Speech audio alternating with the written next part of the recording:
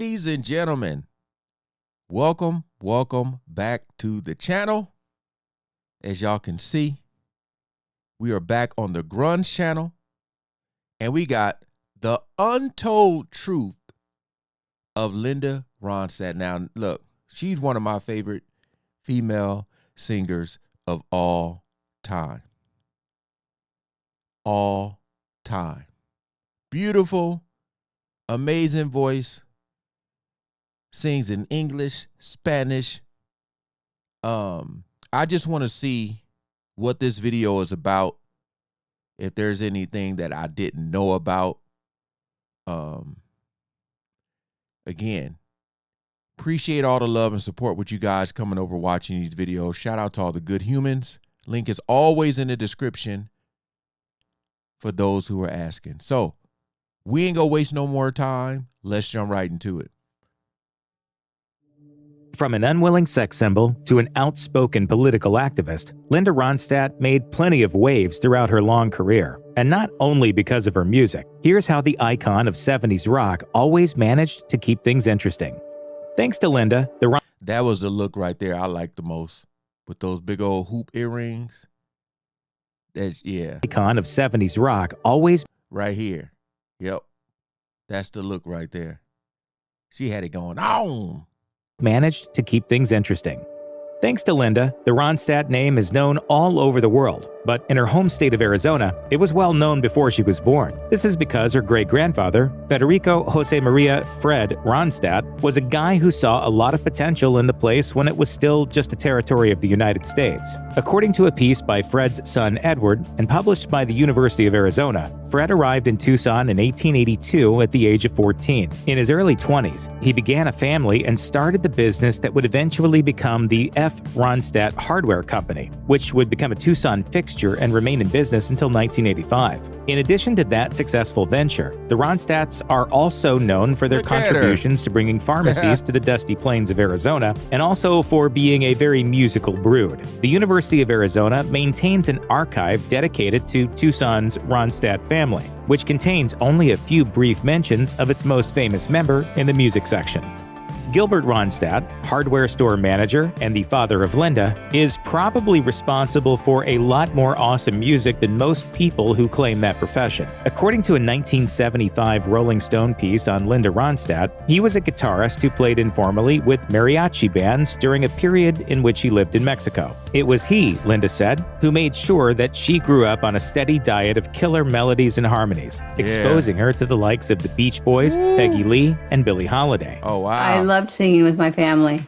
With that kind of musical education, it's little wonder that as a high schooler, Linda formed a musical trio with her brother and sister. While performing with them at Catalina High School, Ronstadt met Bob Kimmel, a folk musician who was just as impressed with her voice as everyone else. The two struck up a friendship, but Kimmel moved shortly thereafter to Los Angeles to pursue his musical ambitions. While Ronstadt finished up high school, he continually pestered her to come on out and start a band with him. And after graduating and completing a single semester at the University of Arizona, she did. Their band, the Stone Ponies, released a few albums, scoring one modest hit, Different Drum, which peaked at number 13 on Billboard's pop chart in 1967.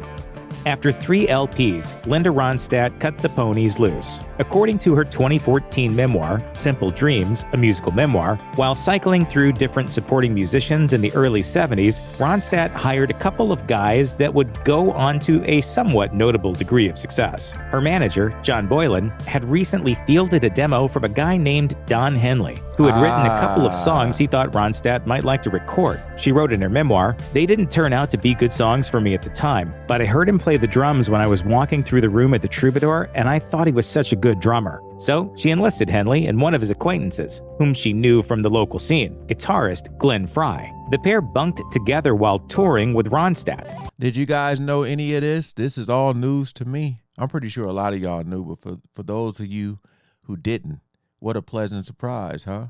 Backing band lead to the Eagles. Wow.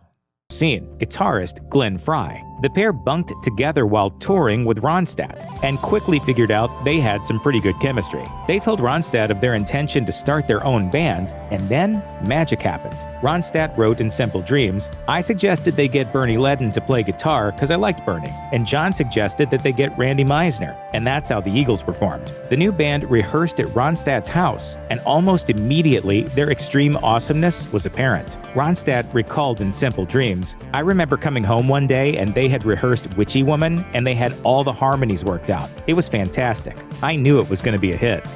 Linda Ronstadt and the Eagles went their separate ways, only to both go on to completely dominate rock in the 70s. According to a 1980 Playboy piece on Ronstadt, she had a reasonable degree of success with her first 3 solo albums, even earning a Grammy nomination for Long Long Time from 1970's Silk Purse. Her 4th record, Don't Cry Now, earned Ronstadt her first gold platter, and her 5th, 1974's Heart Like a Wheel, went double platinum and scored the singer her first #1 tune, a swaggering version of Clint Ballard Jr.'s You're No Good. Ronstadt followed up that success with 1975's Prisoner in Disguise, 1976's Hasten Down the Wind, 1977's Simple Dreams, and 1978's Living in the USA, all of which went platinum or better. Playboy also noted her insane ability to sell out arenas during this period, and in 1980, she was named by Cashbox as the most successful female artist of the entire decade.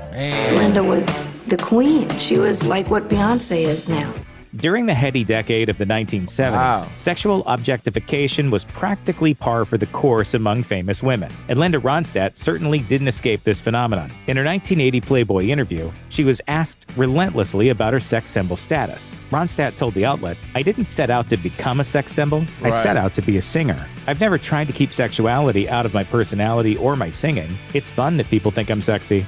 See, the thing about her that I noticed is from what I've seen so far, and now if she got any pictures out there I don't know about, that's another thing, but I'm saying what I've seen is she was like ultra classy about it, you know, and I feel like it was the mystery, you know, the unknown, like her eyes, the facial features, the hair and stuff like that, but it was like looking at what she was wearing, it was just classy. Today, nah. Today, they like, you gonna see everything. You know what I mean?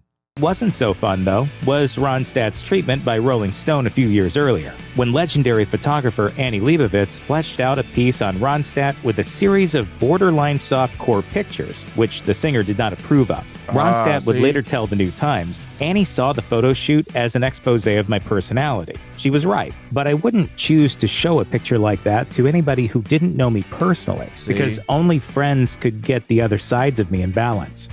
After conquering the popular music world in the 70s, Linda Ronstadt decided to stretch out a bit and venture into a couple of worlds where few pop singers dare to tread. The first, Broadway, where she held down a starring role in a 1981 production of the classic Gilbert and Sullivan musical, The Pirates of Penzance. The show started out off-Broadway before moving to the Great White Way, where the general critical consensus was that she crushed it in the service of a somewhat lacking production. In 1984, Ronstadt took on La Bohème, the Puccini opera that she'd dreamt of starring in for years, according to Newsweek. Unfortunately, it didn't go quite as well, and the New York Times was particularly savage, if oddly forgiving. Its reviewer wrote, "Miss Ronstadt seems tentative and shaky, and the panic rarely subsides thereafter. One can tell at a glance that Miss Ronstadt herself knows that she's not at home with Puccini, and one can only admire the bravery that allows her to forge ahead anyway. Reason be damned."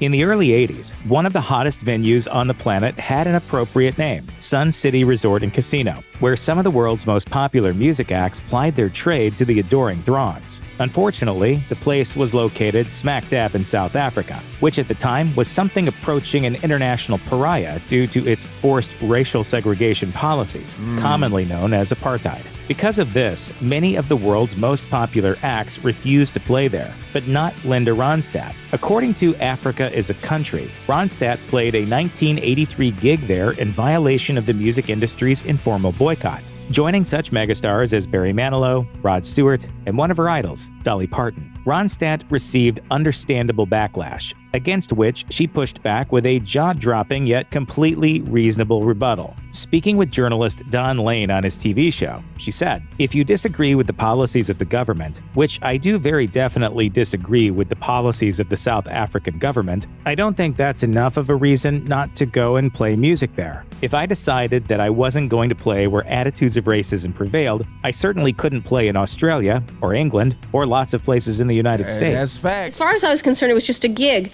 In 1985, the protest song Sun City, spearheaded by E Street Band guitarist Steven Van Zandt, brought further attention to the issue. In later years, Linda Ronstadt put her money where her mouth was in terms of her politics. In 2004, while playing the Aladdin in Las Vegas, she dedicated her cover of the Eagles' Desperado to filmmaker Michael Moore, whose incendiary documentary Fahrenheit 9/11 had recently won the coveted Palme d'Or at the Cannes Film Festival. In response, Aladdin president Bill Timmons took the ridiculous step of throwing Ronstadt out of the hotel and banning her from playing there again. One might get the idea that Ronstadt was not a fan of President George W. Bush, and one would be correct. In 2006, she referenced the Dixie Chicks' infamous calling out of Bush with a strongly worded defense of the band and a blistering condemnation of the then president. Ronstadt said, according to Contact Music, the Dixie Chicks said they were embarrassed he was from Texas. "I'm embarrassed George Bush is from the United States. He's an idiot. He's enormously incompetent on both the domestic and international scenes." Ronstadt has also been staunch in her support of the gay community. Speaking with Gay.net in 2009, she said, "One of the strongest communities that we know in this country is in the gay community, because they've had to band together to survive emotionally. I'm not so sure this country understands or values that." Linda Ronstadt enjoyed a long association with a couple of other absolute musical powerhouses, I remember that Emmylou one. Harris and Dolly Parton. According to The Boot, the three had been longtime friends, and in 1987, they came together to release a long-awaited collaboration album, the aptly titled Trio. The project was gestating for years beforehand, with the busy schedules of all three delaying its eventual fruition. But when it finally happened, it did not disappoint. It shot to #1 on the Billboard Country Albums chart, scored a Grammy Award, and produced a #1 country single with the Phil Spector penned To Know Him Is to Love Him. The three friends would reunite to record a follow-up, Trio 2, which was released in 1999. According to Sounds Like Nashville, it was right around 2000 when Linda Ronstadt began having trouble with her once powerful voice. By 2009, she could no longer paper over those problems when performing live. And in 2013, it was reported by USA Today that the singer had been diagnosed with Parkinson's disease. In an interview with AARP, Ronstadt revealed, "I think I've had it for 7 or 8 years already because of the symptoms that I've had. No one can sing with Parkinson's disease, no matter how hard you try." Several years later, though, she received a new diagnosis. Not Parkinson's, but a rare brain disorder called supranuclear palsy. In a 2020 interview with CNN, Ronstadt described her struggle with the disorder. "I couldn't hear the top end of my voice. I couldn't hear the part that I used to get in tune." Man, that's crazy. Like, to go from like such an amazing voice to not being able to like hear your voice. That's crazy. Crazy. I forget how old she is. But like I said, man, it's just crazy when you think about like when they say I can't. And that makes me think of Ozzy Osbourne, you know? And with her, they ain't said nothing about no drugs or nothing like that or alcohol, you know? So, yeah. My throat would clutch up. It would just be like I had a cramp or something. Literally, my entire career flashed in front of my eyes. I've watched people die, so I'm not as afraid of dying. I'm afraid of suffering. Unfortunately, she's simply no longer capable of producing those astounding tones that sold millions of records and drew tens of thousands to hear her perform in her heyday. But it's not as if her legacy isn't secure. In 2014, she became a first-ballot Rock and Roll Hall of Famer, and as far as her millions of fans are concerned, she'll always be one of the greatest vocalists ever in any genre. Again, appreciate the love and support with you guys coming over watching this. Linda Ronstadt, her voice and just the overall look, man, the stage presence, you know, she had it and was so classy in her. I when you see her with those like flowered silk shirts and bell bottoms on, you know. But it's sad. It's sad to you know, when you see that decline. And I know as an artist yourself, you're like, just like, man, I don't, like I said, my mind immediately goes to Ozzy, because I kind of did that video recently on him where when you just realize you can't do it anymore, that's like hard to do. That's like hard to do, is to deal with it, to you know, to not be in denial anymore, to face the fact. That's very, very hard to do. But she has a amazing catalog of music that, again, will live on forever. But shout out to the Grunge channel for the video. It was a lot of stuff in here I knew nothing about. Appreciate you guys coming over and watching, man. Hope you guys enjoyed. Peace out.